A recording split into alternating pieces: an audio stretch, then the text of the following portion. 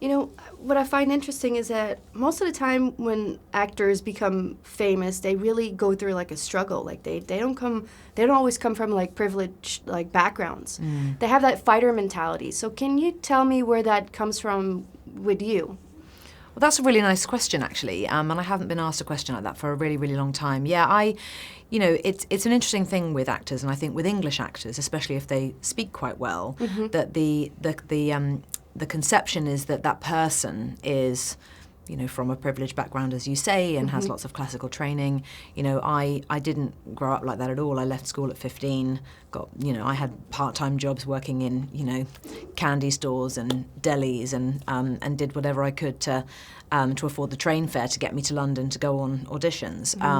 And so I think that sort of fighter mentality probably just comes from that. Plus I'm from a big family, so I never, the attention was always very much shared amongst myself and my siblings. And my parents never had any money. So I don't feel the need for kind of creature comforts just because I never had them when I was growing up, and I'm not really like that in my life. And so I think that's probably where that comes from. Plus, I do just naturally have a real sense of adventure. I like extreme circumstances.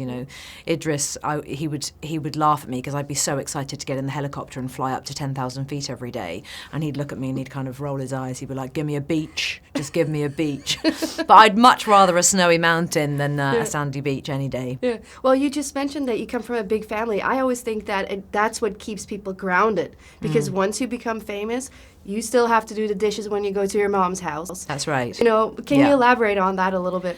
Well, that's really true. I mean, when you are from a big family, everyone mucks in, and that was how I grew up, and those are things that I'm passing on to my kids. It's really important to me that they're just very normal, regular children, and know how to fend for themselves in the world and take the bus and take a train, and those are just very basic things, but they're actually quite an important part of growing up, and sharing and patience and all of those qualities that I learnt as a child that actually lent themselves really, really well to working on a film like this one, because we would have to be patient if there were blizzards. We just couldn't shoot for days on end. Yeah. Sometimes we would just be waiting to fly depending on what the wind direction was doing or how deep the snow was that day, and there were some hairy helicopter rides, and we'd get up and over the vista and go, wow, okay, there's strong wind over here, and I hope that mountain doesn't turn into an avalanche in a minute. And I'd always look for my place to hide. As soon as I'd get there, I'd go, okay, let's assess the situation. Can I hide behind the Portaloo, or will the Portaloo get knocked over by an avalanche?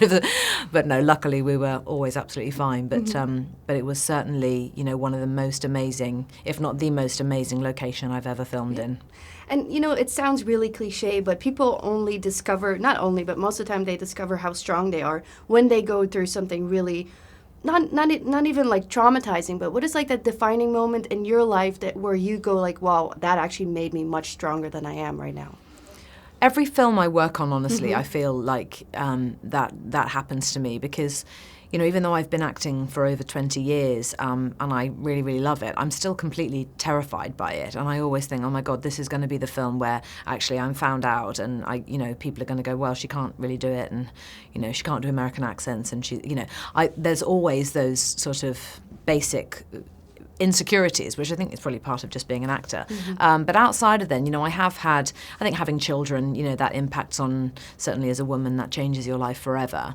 But also I met my husband in a house fire, and we all lived to tell the tale. And my life has never been the same since I met him. And so actually this film, The Mountain Between Us, being very much about two strangers who meet in an extreme situation, and their lives never go back to the way it was before they had this experience together. And I know that that's true, because that's exactly what happened to me, thank God.